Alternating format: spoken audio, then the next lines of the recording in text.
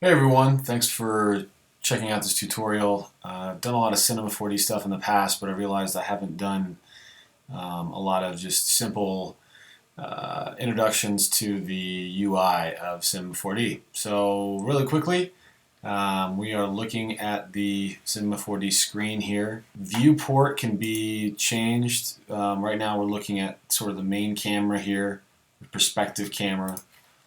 But by clicking on this little button right here, we can bring up our top view, our right view, and our front view. And all these viewports can be changed also by clicking cameras. Now, why is that important? Well, if I take a cube here, and if I hold on my keyboard the number 1, I can move left and right through the viewport. If I hold number 2 and click, I can zoom in and zoom out. And if I hold number 3 and click, I can orbit. So let's say you want to line this up with another cube in this instance, and you're trying to move around and figure out exactly where they intersect. Well, the easiest way to do that would just be to go into your top view, and now you can zoom in and you can easily see where these things connect. So that's just kind of a good example of how to use your viewport.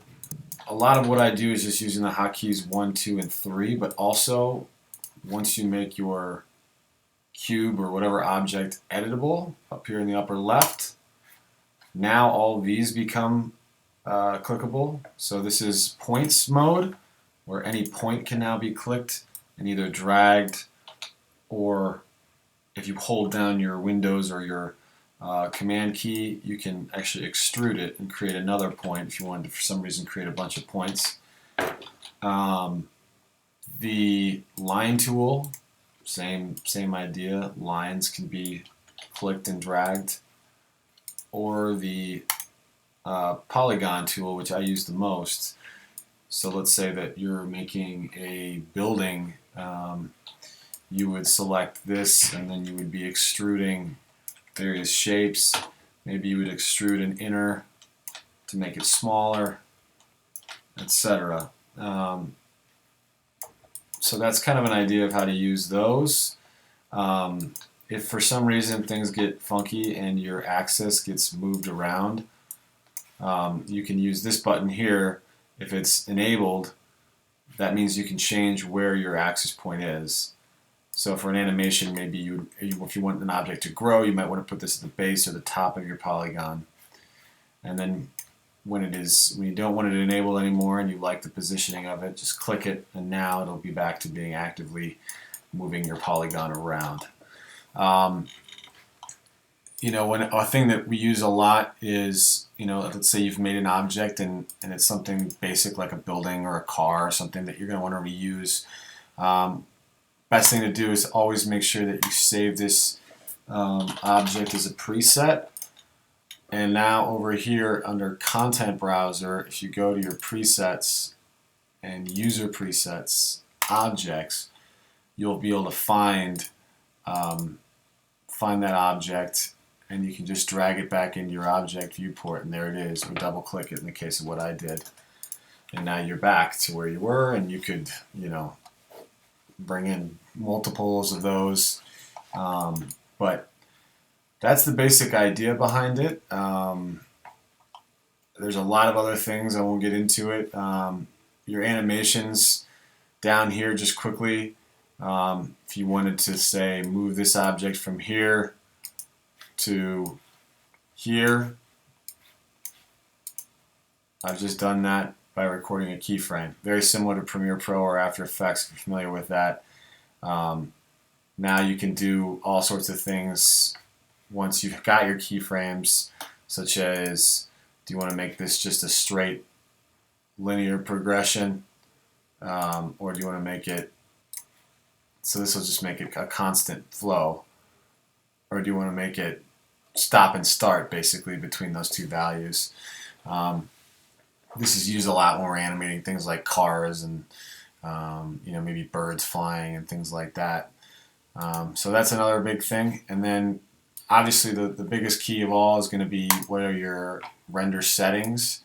So most video is going to be 1920 by 1080.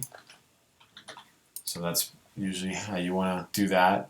You don't need to go to 300 dpi. That's just going to be way too big of a file, so just keep it at 72. You want to make sure that if you have an animation, you're selecting all frames.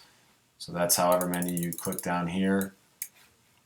It will change there as I add frames. You want to make sure that stays that way.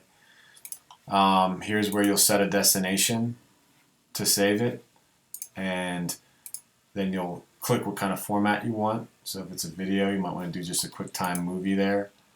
Don't worry about this unless you want to create something with no background. Then you want to make sure you're using an alpha channel. So that'll make it so that in After Effects you can take your object and put it in there on top of whatever background image you've created. These are all going to be in more advanced tutorials, so don't worry about this yet. Like if you're doing some really advanced renders, this stuff's going to matter a lot. We're going to want to play with these depth amounts. Stereoscopic basically means, are you going to make this in 3D? Is this something that you're going to want to use? And we'll even talk about how to use Cinema 4D to create VR content. In fact, we're going to talk a lot about that as we move forward. And then there's some advanced effects down here. Ambient occlusion is one that you're going to want to use a lot, as well as global illumination if you're doing some really high-end lighting effects. Ambient occlusion is going to make it look natural. Cracks and crevices are going to have a little extra shadowing. Global illumination is going to make it look very realistic. Depth of field is also another one, and if you don't know what that is, I suggest you look that up, but that's going to give natural camera effects. Like if you're using a 50mm lens, whatever's in your focus is going to be sharp, and everything else is going to be kind of blurry, making it look really natural. So when you're ready to render, you click the Render to Picture viewer, disregard that, and now it'll go through and it'll calculate the animation I just created. When it's done, I can click Save As. If let's say I did a bunch of images and I want to catch back up here, save them in really high quality video, or you could have just done a QuickTime movie and it'll automatically save it as. So we don't need that. Those are some basic questions. If you have any other basic questions about getting started with Cinema 4D, please feel free to ask me. That's the basics, and I'll follow up with another tutorial on getting into some of these actual actions up here and talk about how they work. So thanks for watching, and we'll talk again soon.